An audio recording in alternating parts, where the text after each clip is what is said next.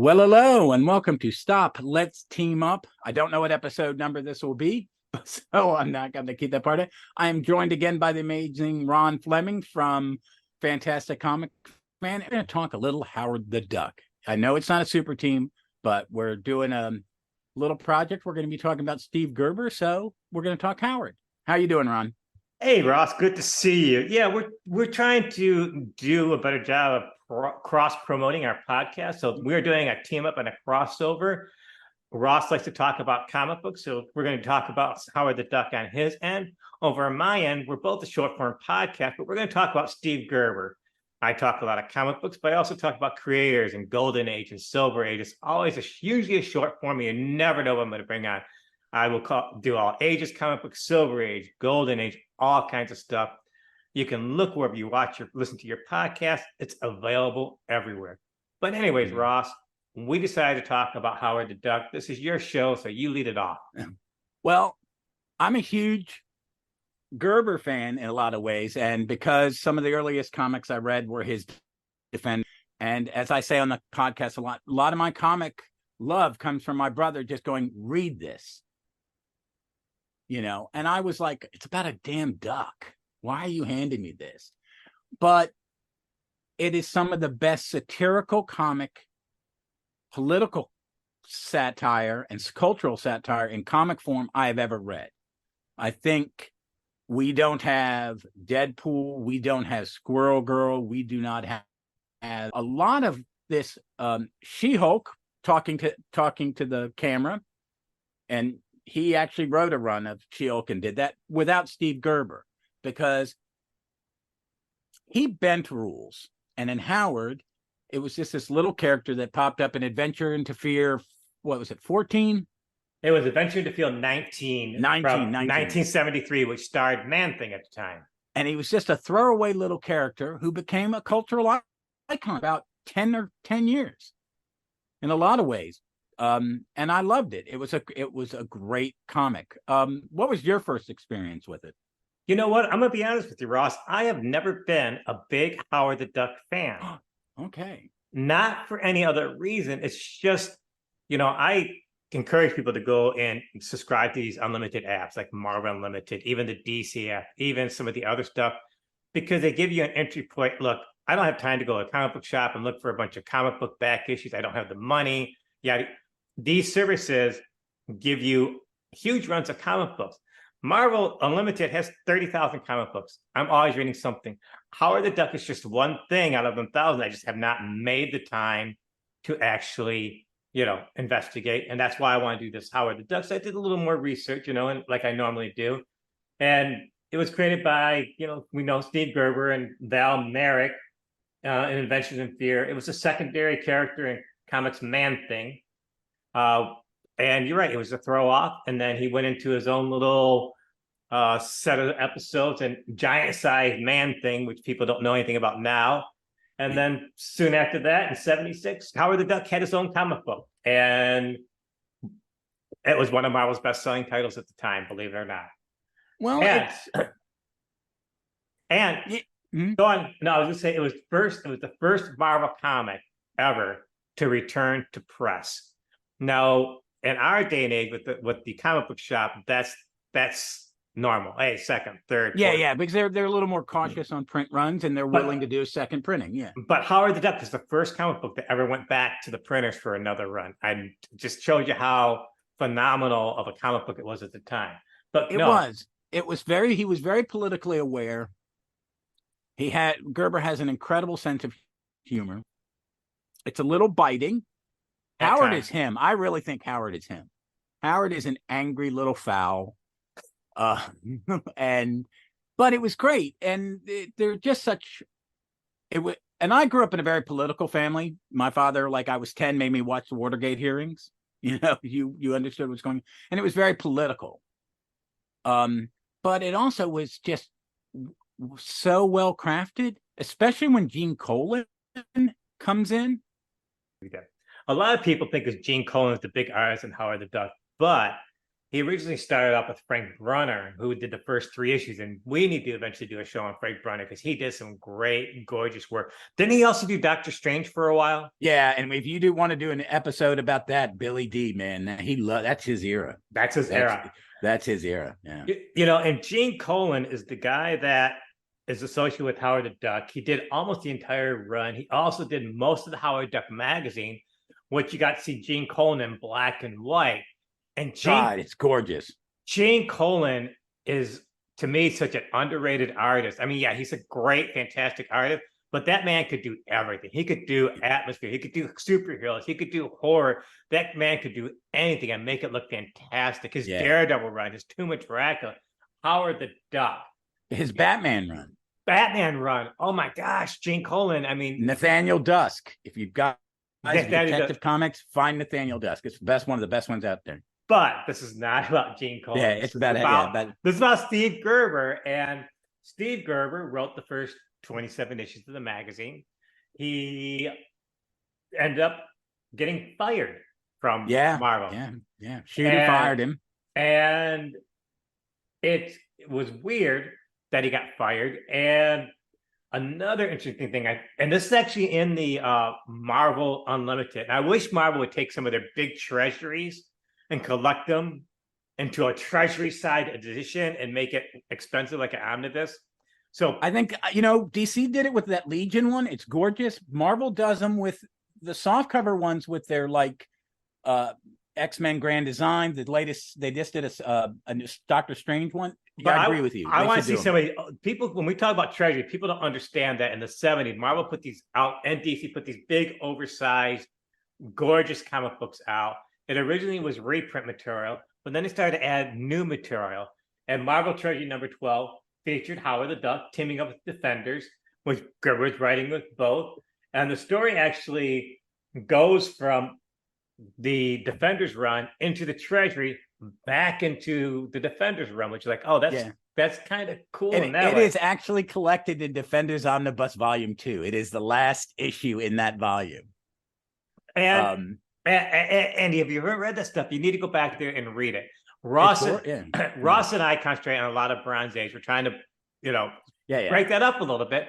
We come across as 2 grumpy old men get off my lawn, talking about things. But we keep going back to stuff because you don't read the comic books just today.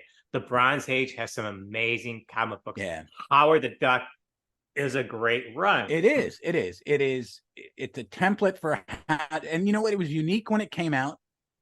And when Gerber was fired, he decided to sue Marvel over the ownership of Howard. He eventually lost because it was done under a work for hire contract. He really didn't have because the way the system was set up, he had signed contracts and they all signed it. He is given credit now that he created it everywhere. Whenever it's published, he gets that, which is all they're going to, and he's probably given what they call thank you payments. I think it's the really bad term they give artists when their characters are used for high value. Bill Mantlo gets one every once in a while, but for his stuff. But he created a comic called Destroyer Duck with Jack Kirby to raise money for his Destroyer Duck, to raise money for his legal things. And it was okay. And he did a Stuart the Rat. He tried to repeat the greatness, or you know what I mean, and bring it back. And he didn't succeed because Howard is Howard. It's unique. They also had that comic strip that ran for a couple of years. It's never been reprinted ever. That's insane. It's insane because those newspaper strip stuff sells, and I love it. It was in the Washington Post when I was a kid. It was written by Steve Gerber, and Colan did some of the art. Later on, it was written by Marv Wolfman and drawn by Alan Cooperberg. I would love to be able to read that series. The magazine ran from 79 to 81. And here's an interesting thing. After Gerber left, Bill Mantlo took over Howard the Duck for the end run, and he wrote for the Black and White magazine. People, you have got to go look at Bill Mantlo. He probably wrote more characters than Stan Lee did, because he's back in the Bronze Age, comic book books were different. They had a lot of deadline problems. Mantlo did a lot of fill-in issues. And unfortunately, Mantlo had a tragic history. Back in the early 90s, he was struck by a car while rollerblading, and he never recovered since. He's still been in care for decades now. It's such a tragic thing. It's so... But his Howards are up to, and I think his Howards are almost as good Gerber's, because he did the Duck World story where you get to see Howard's home planet, and it's gorgeous. It's drawn by Michael Golden. For all you Disney fans, this would be kind of funny. But the Walt Disney sued Marvel back in '77 over Howard because they thought Howard infringed on their trademarks. Now, just to pause for a second, I would love to see Howard and Donald Duck team up in some kind of short. I think it would be so funny. Now that they're owned by the same people. Yeah. But also, on top of that, because that segues me into this, that also there was a complaint that Howard was running around without pants, and it may not go with the comic code, so they gave him pants. But that was also part of the lawsuit. Marvel. Because it make him look different. Marvel agreed to redesign the character by Disney artists, and a key feature of the redesign was the character would have pants, and that's how Howard got pants.